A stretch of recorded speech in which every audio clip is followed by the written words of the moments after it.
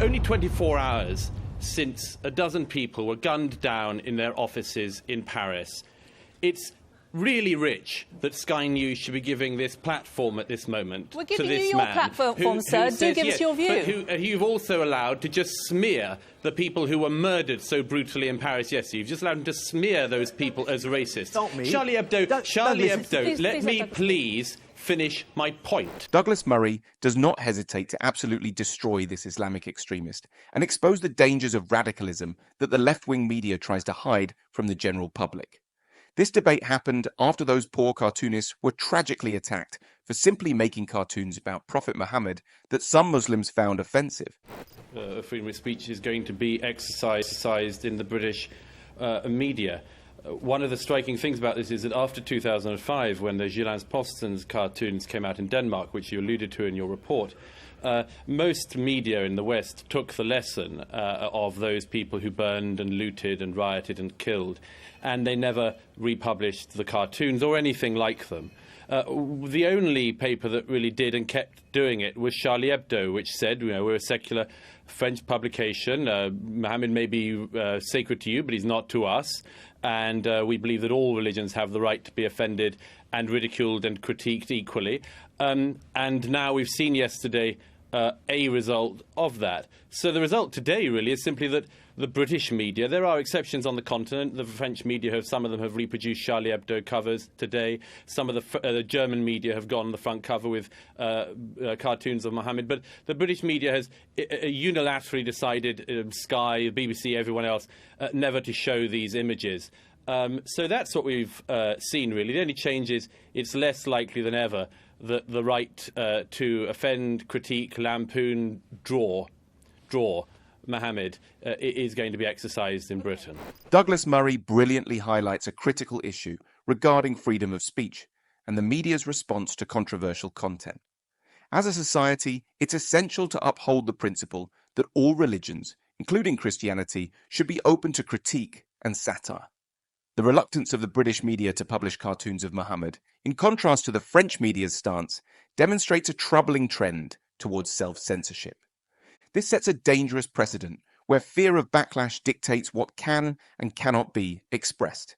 As Douglas rightly suggests, we must defend the right to critique and ridicule, as it is a cornerstone of free speech and a society's ability to challenge and refine its beliefs. Douglas's point highlights the necessity of maintaining this freedom, even when it is uncomfortable, to protect the integrity of open discourse. Why can't we show images of Muhammad? They offend some Muslims, they offend some Sunni Muslims, they don't offend all Muslims. Why shouldn't we be able to show these images? It's interesting the way Douglas mentioned it. It's just drawing a picture of Muhammad. It's not. The images that they're actually drawing of Muslims and the Prophet himself are racist. It's like drawing a black person as a zoo animal or a Jew as an evil banker. Europe has already gone through this, and they've argued amongst themselves. Europeans have argued amongst themselves and said this is wrong. This type of demagoguery and demonisation and this type of imagery is wrong, and they don't publish that about black people anymore, unlike 30s America, and they don't do it about Jews like they do in Germany. The only people who are not afforded this are the Muslims, because we're not human enough or respected enough to have any feelings. And I would argue, well done to the British press for having some respect for citizens of this country. Douglas Murray, shaking his head here, should tell you all you need to know about this point. It's crucial to recognise that freedom of expression must include the ability to critique and satirise all beliefs, including Islam. The opponent's argument compares the depiction of Muhammad to racist caricatures, but this comparison fails to acknowledge the importance of challenging ideas and beliefs in a free society. Christians too have faced ridicule and critique, and it is through these challenges that faith can be tested and strengthened. As Douglas rightly says, protecting the right to offend is essential for maintaining a robust and open discourse. Respecting individuals does not necessitate shielding any belief system from scrutiny. Charlie Hebdo, it ridicules everybody, doesn't it? I mean, they had a particularly colourful Christmas edition which depicted Jesus in a very graphic and unflattering way. Why should Muslims be treated any differently? I've heard this argument. Let me explain. It's not an argument, it's a fact, isn't it? They ridicule all religions, and they're also being accused of being very sexist as well. I'll explain. Back in 30s America, if you ridiculed white people, it would make no difference. They control the power structures. It was the black underclass that suffered the demonisation and of imagery that made their lives a living hell, and the policies thus that backed the fact that they were now seen as inferior. It is no different to what happened with Jews in Germany. The people in power, they can ridicule themselves, but when you are demonised, as you can clearly see the marches from Germany throughout Europe, the 3 mosques burned down in Sweden, in a context and a climate where people are vilified and demonised, then it's no longer to say so easy to say, well, OK, well, the power structure is being ridiculed, but the people with no power, the people who are at the bottom of the heap, who suffer the most, well, they should suffer equally. No, because they don't suffer equally. What this man fails to understand is that it's crucial to uphold the principle that no religion should be exempt from critique and satire, including Islam. His argument that ridiculing Muslims is similar to historical racism and anti-Semitism overlooks the importance of free speech. As Douglas rightly pointed out, Christianity has also faced ridicule, and it's through open discourse that beliefs are tested and society progresses. As a society, we emphasize that respecting individuals doesn't mean shielding any belief system from scrutiny. It's essential to maintain the right to challenge and critique all religions equally to preserve a truly free society. Public opinion sees these. They don't see them as being, as you say, racist. They just see them as being cartoons about religion. I would say most people probably haven't even seen them. 2, well, that's because they're not being published in any of the mainstream papers. Rightly so. We wouldn't publish black people, as I said, as zoo animals. So why should we treat the Muslims any different? Why are we less human? Why do we have less feelings? And why are our lives not affected by this type of demagoguery? But it's not just the cartoons that you're referring to and comparing them to cartoons, comparing black people to apes. It's not just cartoons. It's things like the Museum of Metropolitan Art in New York removing all historical representations quietly of Muhammad from its galleries. There are lots of mainstream images of Muhammad that are not shown, and they're not in any way offensive. The problem with this is it's being seen, and I believe wrongly, through the prism of freedom of speech. Those attacks yesterday are really to be seen through the prism of the war on terror. The Al-Qaeda Yemen alleged to have carried out the attack. It was the foreign policy that has polarised this world, both on both sides, that is creating extreme reaction, extreme human beings on both sides of this world, and that is just another symptom of what's happening in the war of terror. If we really want to dig into this, don't remove images of the Prophet from a museum. Get to the root of this, and this is the devastation across the world. The right targets in the war on terror, do you think? Absolutely not. But then I would argue that these cartoonists should never have been killed. Of course they shouldn't, but they're still racist. It's not either we support the terrorists or we support the racists. No, we can have a middle ground that says I don't support these terrorists. I don't killing people for disagreeing with me, but neither am I going to support a racist who goes around demonising millions of people. Douglas Murray's stance on this issue is essential for defending the principles of free speech. As Douglas rightly says, freedom of expression can not only be restricted to certain things, it must also include the ability to question all beliefs, including Islam. As Douglas rightly says, what makes Islam so special from ridicule? What we need to do is to constantly affirm that protecting all rights, including the right to offend, is essential for maintaining a robust and open discourse. Douglas brilliantly puts it as, even if you respect any system or religion, that does not mean you cannot probe any questionable beliefs they have. Douglas Murray, let's bring you in now. Sorry, these cartoonists, do you think they were racists? Could I please come in and correct? You've given goodness knows how much time to this extremist Ashgar Bukhari to have his say. Could I please now have my say about this? It's only 24 hours since a dozen people were gunned down in their offices in Paris. It's really rich that Sky News should be giving this platform at this moment We're to giving this you your man platform, sir. Do give us your view. But you've also allowed to just smear the people who were murdered so brutally in Paris yesterday. You've just allowed them to smear those people as racist. Not me. Charlie Hebdo, let me Douglas. please finish my point.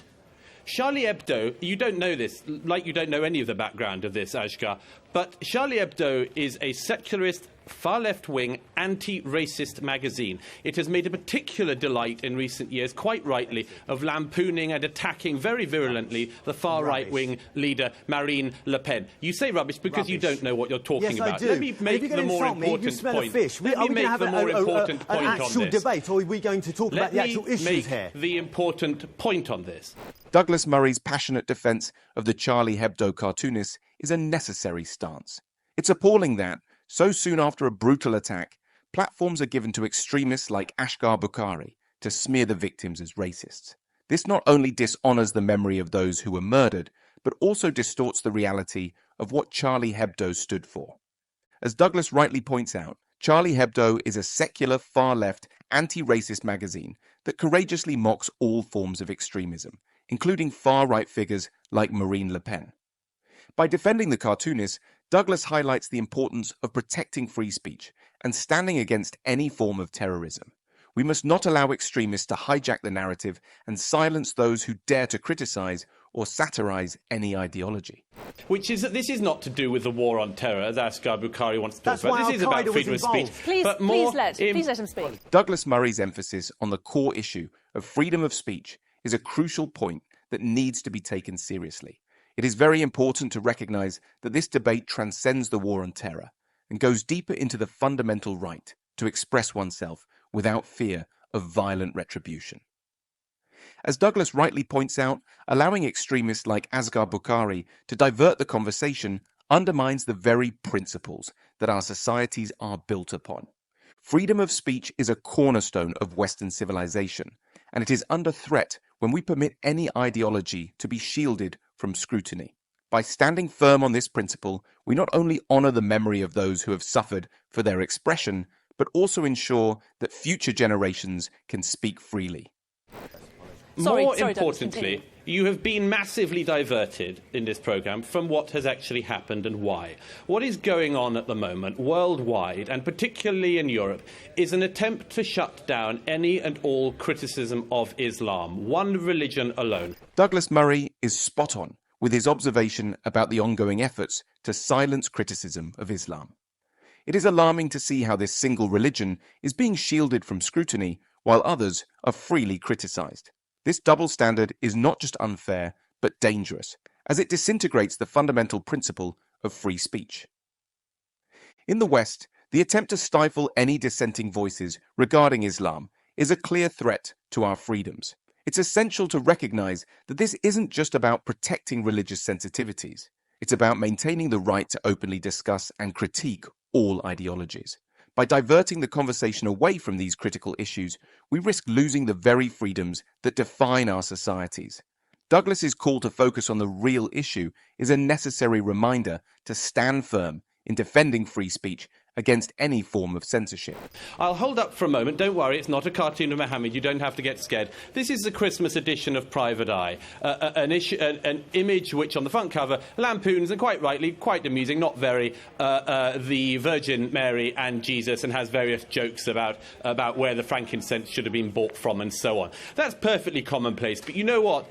If anyone had gone into Private Eye's offices yesterday and massacred the staff because of it in the name of Christianity or Jesus, I think that not only would all of the papers today have been a lot more robust, they would have shown, at the very least, shown this image to show what the person who did the killing was so irate about. Douglas brilliantly highlights a stark double standard in how different religions are treated. It's evident that while Christianity is often openly mocked without fear of violent repercussions, any criticism of Islam is met with severe consequences, including acts of terror. This disparity is not only unjust, but also dangerous, as it creates an environment where free speech is selectively applied. If someone had attacked Private Eye over a satirical image of Jesus, the media would have undoubtedly condemned the violence and showcased the image to underline the absurdity of the reaction.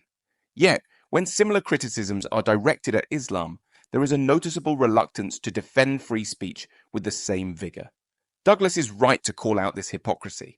Do you think there is a Muslim double standard going on here? No, I say there was a Western double standard. Both Obama and Bush have not only killed journalists but had them locked up, and including Al Jazeera journalists in Yemen, and asking the dictator there to lock them up because they were asking the wrong facts. So how on earth can it be just a Muslim issue? What they do, in typical people like Mr. Murray, in the sense that you say that any representation of Muhammad or any criticism of him in press is different than criticising Christianity, criticising Judaism like Charlie Hebdo has done. It's not about criticism. It's about demonisation. If you want to debate with me, Mr. Murray, the coward that you are, you won't take me up on it. But in a public debate, let the public come. We can have a critical debate on. We can have a critical debate. Well, yeah, that's right. You run away. Now. You keep running away. Please try not to make it personal. We are having a public debate, and you've had yours saying he's had his. There's no need to make it personal, sir. This man fails to recognise that claiming that there's a Western double standard rather than a Muslim one is a deflection from the real issue.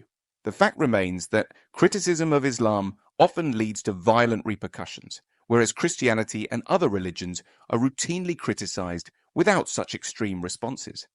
The argument that Western leaders have also oppressed journalists does not negate the unique and severe reaction to criticisms of Islam. Douglas rightly points out the hypocrisy in how the media and society handle these situations. If we are to uphold the principles of free speech, we must be consistent in our defense of it, regardless of the religion or ideology being critiqued. This selective outrage only serves to undermine our freedoms and embolden those who seek to silence us through violence. The fact is that there is something going on which we have to identify. It is an attempt in our societies to make Islam, and in particular the founder Islam, immune from any criticism. It cannot be allowed to continue. Douglas Murray is absolutely right in identifying the dangerous trend of making Islam, and particularly its founder, immune from any criticism. From an extreme conservative Christian viewpoint, this double standard is not just unfair, but also undermines the very principles of free speech and open dialogue that our societies are built upon. In a world where Christianity and other religions are openly criticized without fear of violent repercussions, it is unacceptable to allow Islam to be placed on a pedestal, shielded from scrutiny. This selective protection only serves to embolden those who would use violence to silence dissent and stifle honest debate. Finally, Douglas offers us the only solution possible at this moment, and a horrifying example of the consequences that await us if we don't act. To maintain a truly free and open society, all ideologies must be subject to the same level of criticism and scrutiny. What are your thoughts on what Douglas has to say in this debate? Be sure to like, subscribe, and let us know in the comments section what your thoughts are. See you in the next video.